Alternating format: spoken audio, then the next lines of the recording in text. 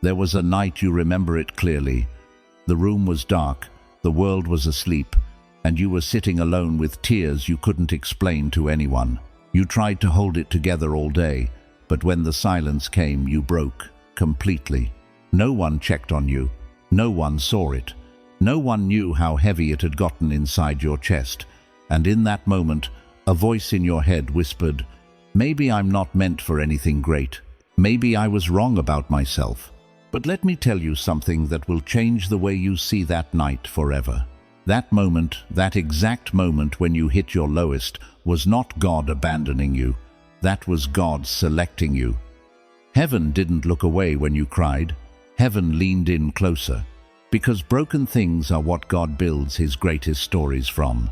And the night you felt most alone was the night your name was written in something eternal. Lesson 1. Your breakdown was actually a breakthrough in disguise. Most people think falling apart means failing. Society has taught us that strength means never breaking, never crying, never losing control. We grew up watching people hide their pain, pretend everything was fine, and wear a smile like armor. So when the day came that you couldn't hold it together anymore, when the weight became too heavy and you finally broke down, you felt ashamed. You felt weak. You felt like you had lost something that could never be recovered. But what if everything you believed about that moment was wrong? What if your breakdown was never a sign of weakness, but the most powerful spiritual event of your entire life? Here is something most people never understand. When a building is being renovated, it first has to be torn down. Walls have to be broken. Old foundations have to be removed. From the outside, it looks like destruction. It looks like nothing is left. But the architect was never destroying the building.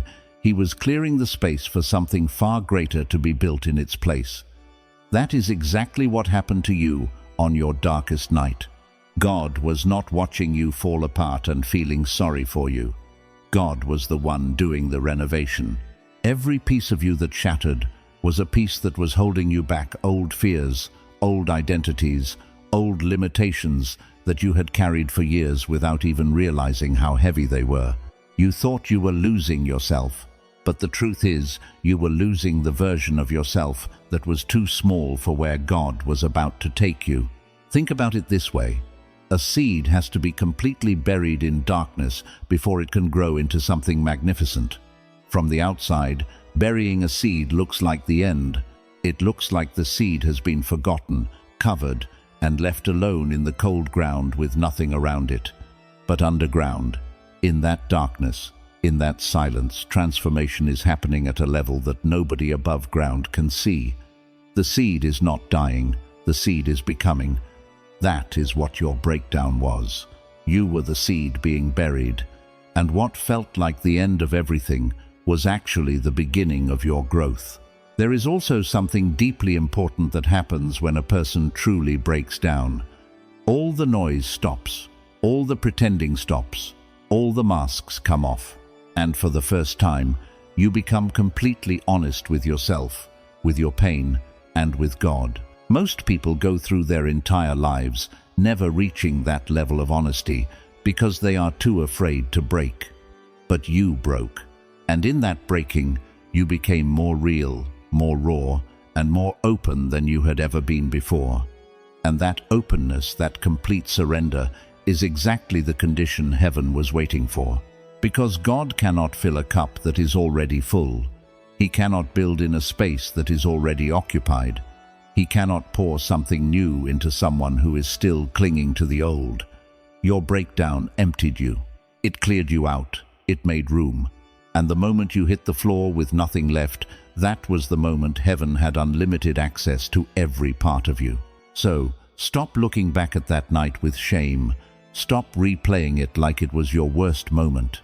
Because the person you are today, the strength you carry, the depth you have, the unshakable knowing inside your chest that you were made for something greater, none of that existed before that night.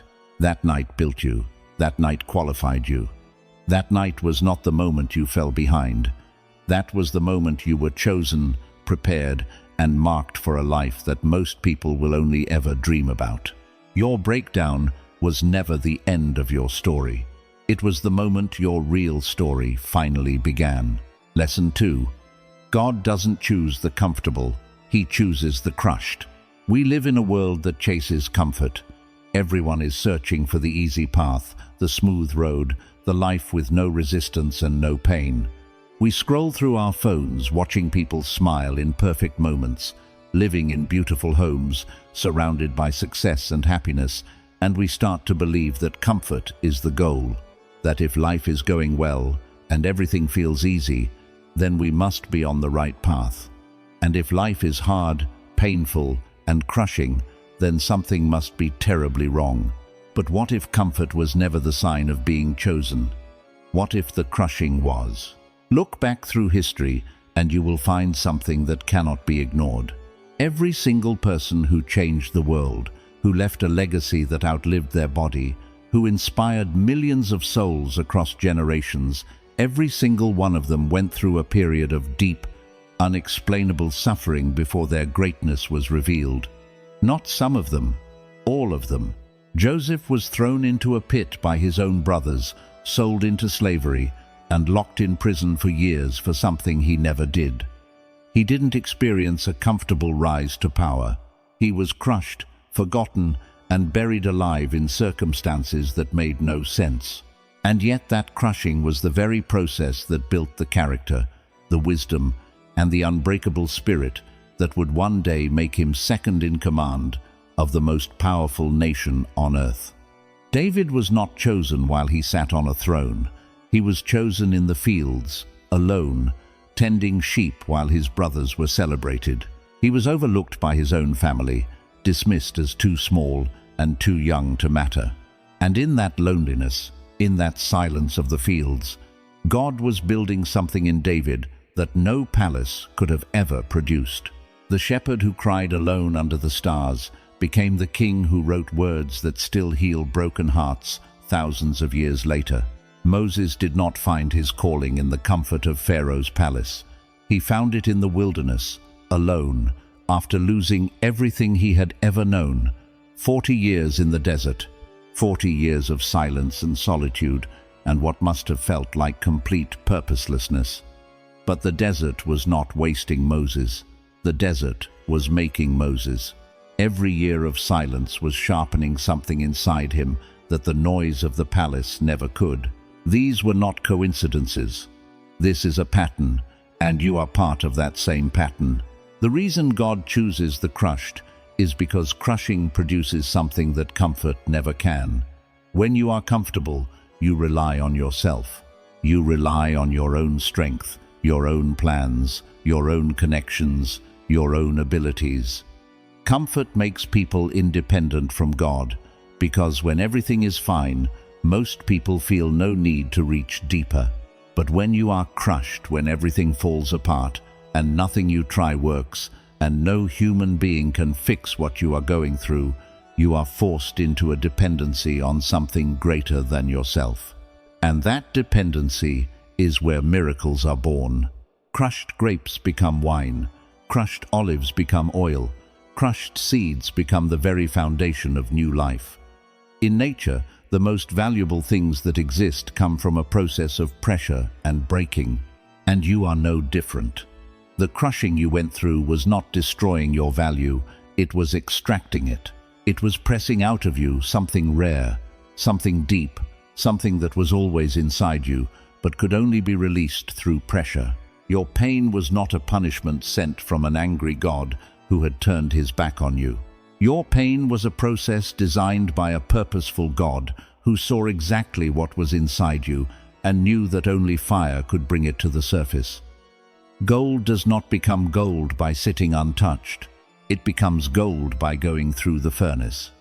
And the furnace does not destroy the gold, it destroys everything that was never gold to begin with. So the next time you look back at the hardest season of your life, the season where you were crushed, overlooked, forgotten, and suffering in silence, do not see it as the time God abandoned you. See it as the time God was closest to you, working the deepest inside you, preparing you with a level of depth and strength that only comes from being broken in the right hands. Comfort produces followers, crushing produces leaders, and God never needed someone comfortable. He needed someone real, someone tested, someone who had been through the fire and came out not destroyed but refined. That someone is you. Lesson 3. The tears nobody saw were the prayers heaven heard first. There is a kind of pain that is harder than any other kind of pain. It is not the pain that happens in public, where people can see you and rush to comfort you. It is not the pain that comes with sympathy cards and phone calls and people checking in to make sure you are okay. It is the other kind, the kind you carry alone, the kind that visits you at 2 in the morning when the house is silent and everyone around you is asleep, the kind that sits on your chest in a room full of people while you smile and pretend everything is fine, the kind that has no name, no explanation, and no audience. You know exactly what that pain feels like, because you have lived it. You cried in rooms where nobody came. You broke down in moments nobody witnessed. You carried weights that nobody offered to help you lift. And in those moments, the cruelest thought that can enter a human heart whispered to you, nobody sees this, nobody cares, nobody knows. And if nobody knows, does it even matter? But here is the truth that changes everything. The tears that no human eye ever witnessed were seen by the one set of eyes that never close, never sleep, and never look away. Every single tear that fell in silence was not falling into emptiness. It was falling directly into the hands of God. There is something sacred about secret suffering. When you cry in front of people, there is always a part of you that is aware of the audience. There is a part of you performing the pain, managing how it looks, controlling how much you show. But when you cry alone, completely alone, with no one watching, and nothing to prove, that is the most honest version of you that exists. No mask, no filter, no pretending. Just you, completely raw and completely real, pouring out everything you have been holding inside. And God is drawn to that rawness like nothing else. The Bible says that God is close to the brokenhearted, not close to the strong, not close to the successful, not close to the ones who have it all together, close to the brokenhearted. And the most broken-hearted moments of your life were not the ones that happened in public. They were the ones that happened in private, in silence, in the dark rooms where only you and heaven existed. Think about what a tear actually is. It is something your body produces when words are no longer enough, when the pain is too deep, too complex, and too real to be expressed through language. Your body finds another way to speak. A tear is a prayer that bypasses your mind completely and comes directly from the deepest part of your soul. It carries everything you could not say, everything you did not know how to explain, everything you had been pressing down for so long that it could no longer be contained. And God understands every single language that a tear speaks. He understood the tear that came from exhaustion when you had been strong for so long that your body simply gave out. He understood the tear that came from loneliness when you looked around and realized that nobody truly knew you or saw you for who you really were. He understood the tear that came from confusion when you were doing everything right and life still kept going wrong and nothing made sense anymore.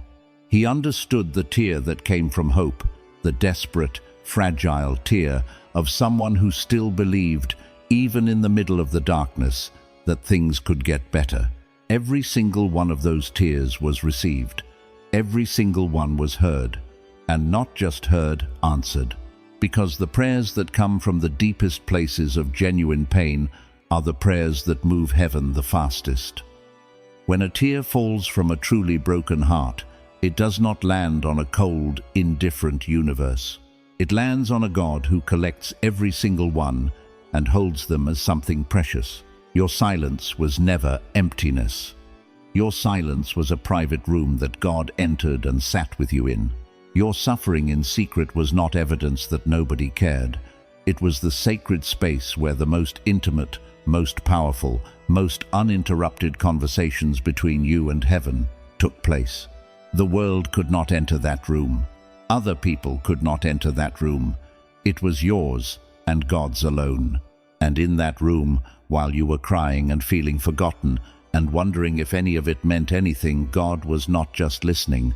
God was responding. He was setting things in motion that your eyes could not yet see. He was preparing answers to prayers you had not even finished praying yet.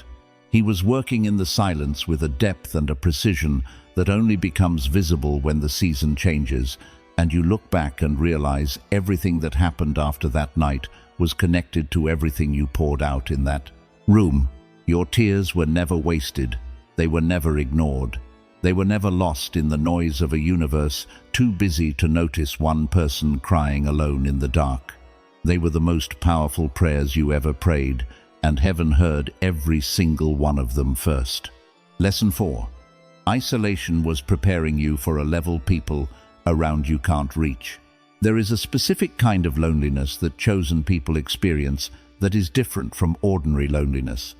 It is not just the feeling of being alone in a room. It is the feeling of being alone in a crowd. It is sitting with people you have known for years and feeling like a stranger among them. It is watching the people around you laugh and connect and move through life with ease, while something inside you feels like it belongs somewhere else entirely, somewhere you cannot yet name, somewhere you have not yet arrived, but somewhere you can feel pulling at you from the inside like a quiet, persistent call that never fully goes away. You felt that, and it confused you, and it hurt you in ways you could not explain to anyone.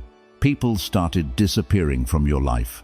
Friendships that once felt solid began to fade without any dramatic ending.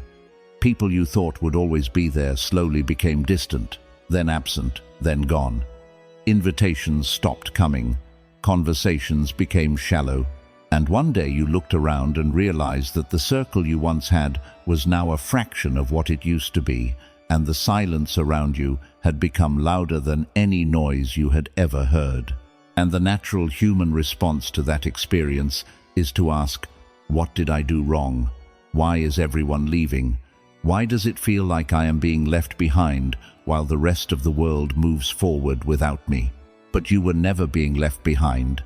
You were being pulled forward away from what was familiar and into what was destined. Here is something that most people never consider.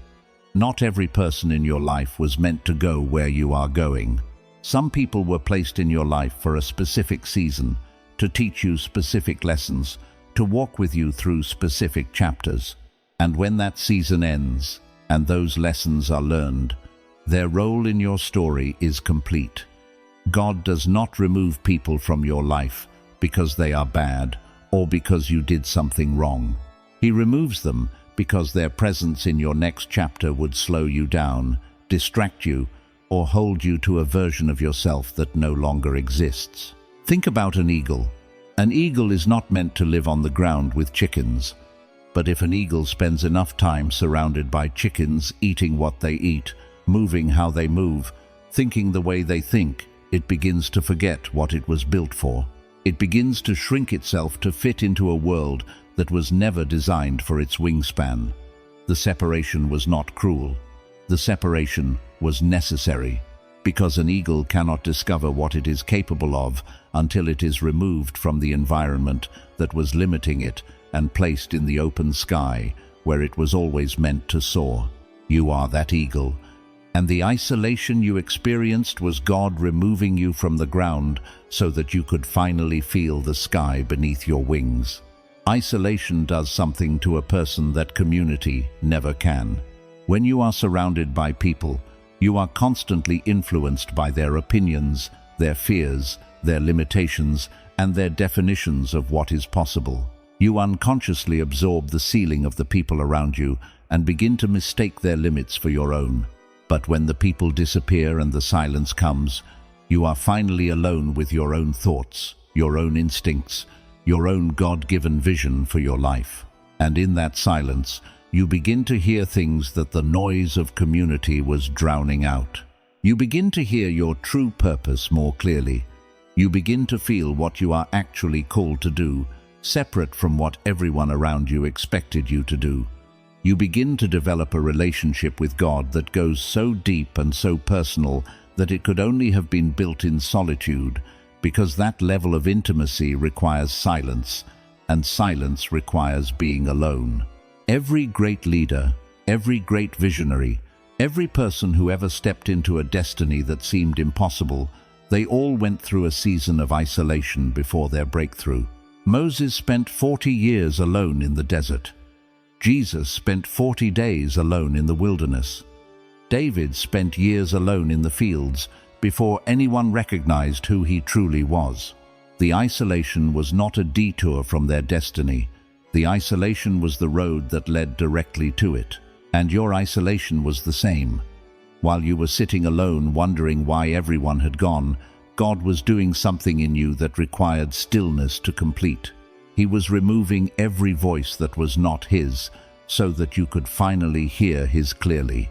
He was stripping away every identity that other people had placed on you, so that you could discover the one He had written for you before you were born. He was building in you a foundation so deep and so strong that when the weight of your destiny finally arrives, you will not collapse under it. The crowd was never meant to come where you are going, not because they are less valuable, but because the path to your destiny is narrow, specific, and designed for one. And the people who are meant to walk alongside you in the next chapter are not the ones from your past. They are waiting for you ahead, at the level God has been preparing you for all along. Your isolation was never rejected. It was the most deliberate, most loving, most purposeful act of redirection you have ever experienced.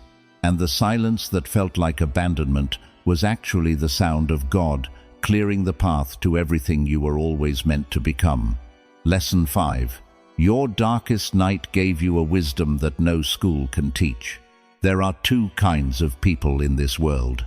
There are people who have read about pain in books, studied it from a distance, and understand it the way you understand a country you have never visited through descriptions, photographs, and other people's stories. And then there are people who have actually lived it. People who have sat inside the darkest version of their own life and survived it. People who did not just read about breaking down, they broke down. People who did not just hear about losing hope, they lost it, and then somehow, in the most unexplainable way, found something even stronger on the other side.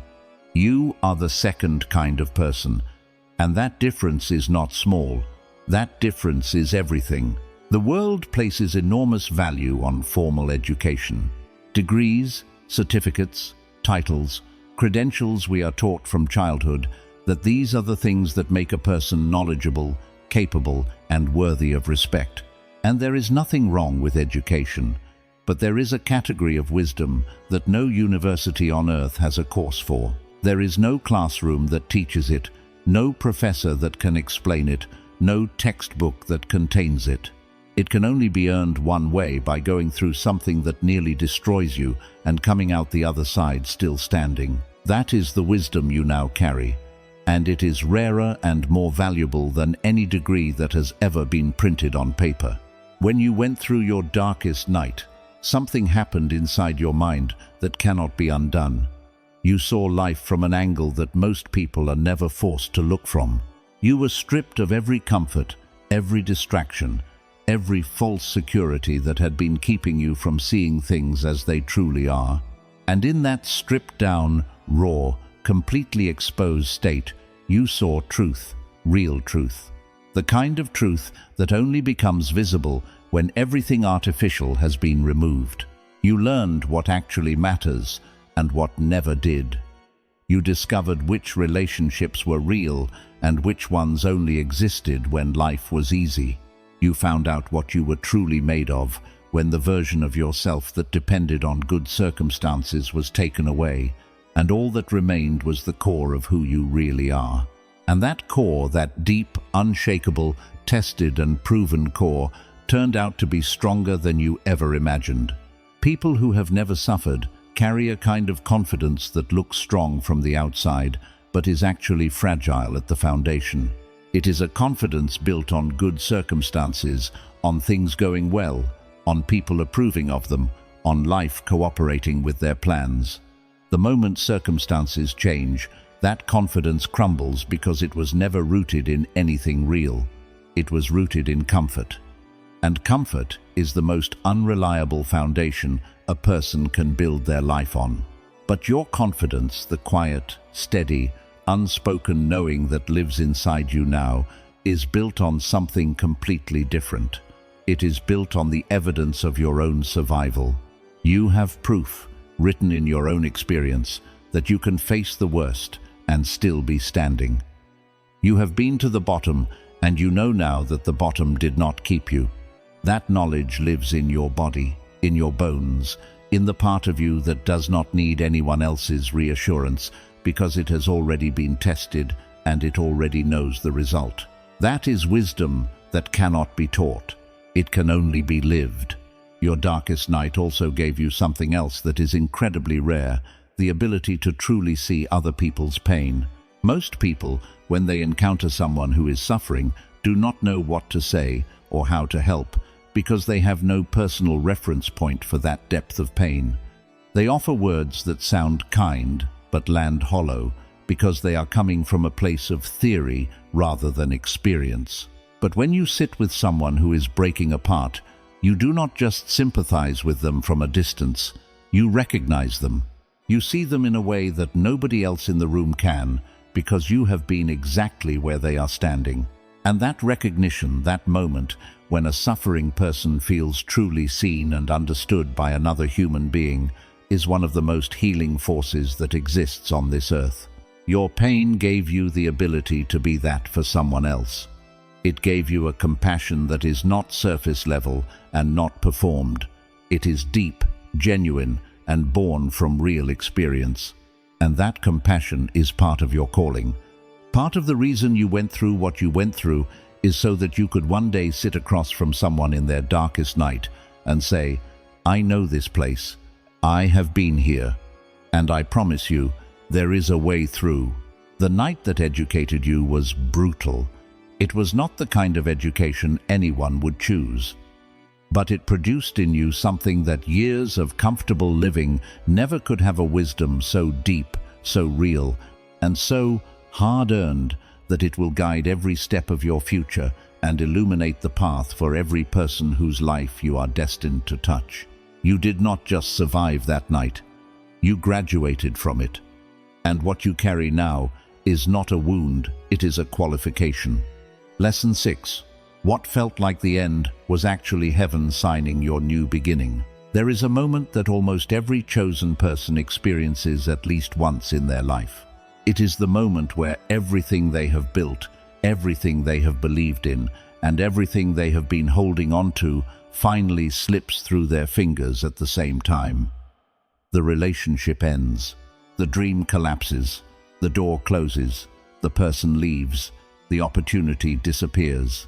And in that single devastating moment, something inside you whispers the most terrifying words a human heart can hear. It is over. This is the end. There is nothing left. You know that moment. You have felt those words land in your chest like stones dropped into still water, and the ripples they created touched every part of your life. But what if that moment, the one that felt like the end of everything, was actually the most important beginning you have ever experienced? Here is something that human eyes were never designed to see in real time. We can only see what is directly in front of us. We see the closed door and we feel the finality of it. We see the collapsed dream and we feel the grief of losing it. We see the empty space where something we loved used to be, and we feel the weight of that absence with every breath we take. What we cannot see, what is completely invisible to us in that moment, is what is being built on the other side of that closed door. What is being prepared in the space that the collapsed dream just created? What is being made possible by the very absence that is breaking our heart? God sees all of it. And what looks like destruction from where you are standing looks like construction from where He is standing. Think about the most beautiful thing you have ever seen in nature, a sunrise. A sunrise is only possible because of darkness. The most breathtaking colors that paint the sky in the early morning, the deep purples, the burning oranges, the soft pinks that seem almost too beautiful to be real, none of them would be visible without the darkness that came before them. The darkness is not the opposite of the sunrise. The darkness is the preparation for it. And the deeper the night, the more magnificent the morning that follows.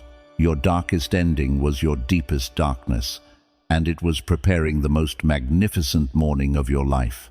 There is also something powerful that happens when one chapter of your life is forcibly closed. As long as that chapter remained open, even partially, even just a crack, your attention, your energy, your hope, and your focus were all still partially invested in it. You were still half looking backward, still half hoping that the old thing would somehow work out, still half living in what was, instead of fully stepping into what is coming. The closing of that chapter, as painful as it was, did something that you could not do for yourself. It freed you completely. It released every part of you from what was behind, so that every part of you could move toward what is ahead.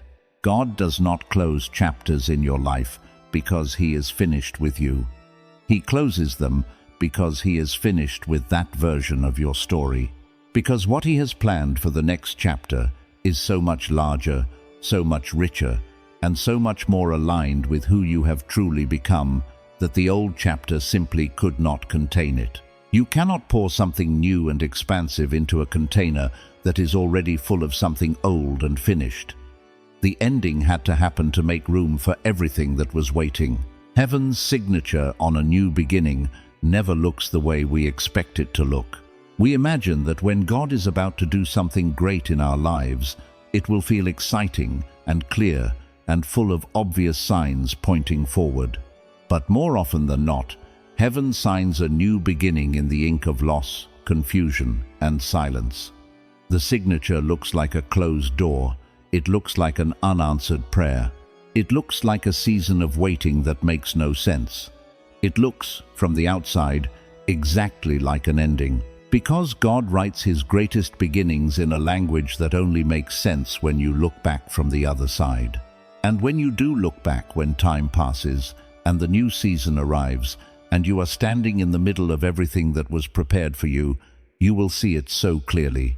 You will trace the path from that devastating night all the way to where you are standing, and you will see that every closed door was a redirect. Every loss was a removal of something too small for your destiny. Every silence was God working in ways that did not require your understanding in the moment, but only required your trust. The ending you experienced was never real. It was an illusion created by limited human vision, looking at a divine plan that was far too large to be understood from one angle. What was real, what was happening beneath the surface of everything that appeared to be falling apart, was a new foundation being laid, a new door being unlocked, a new season being signed into existence by the hand of a God who had never lost control of your story for a single moment. Your elevation was always the only thing that was real, and it was always, from the very beginning, exactly where your story was heading. Every tear you cried in secret, every night you felt completely alone, every moment you thought God had forgotten you, none of it was an accident, none of it was wasted, none of it was without purpose. The breakdown was a breakthrough, the crushing was a qualification, the tears were prayers, the isolation was preparation, the suffering was education. And the ending, the moment that felt like everything was over, was actually heaven placing its signature on the greatest chapter of your life. You did not survive all of that just to stay where you are. You survived it because something extraordinary is waiting for you on the other side of everything you have been through. The night you cried alone was not the night God abandoned you. It was the night He chose you. And chosen ones do not stay in the dark forever. Their light always comes, and yours is already on its way. If this message touched something deep inside you today, it was not by accident that you found it. Share it with someone who needs to hear it. And remember, your darkest night was never the end of your story. It was only the beginning.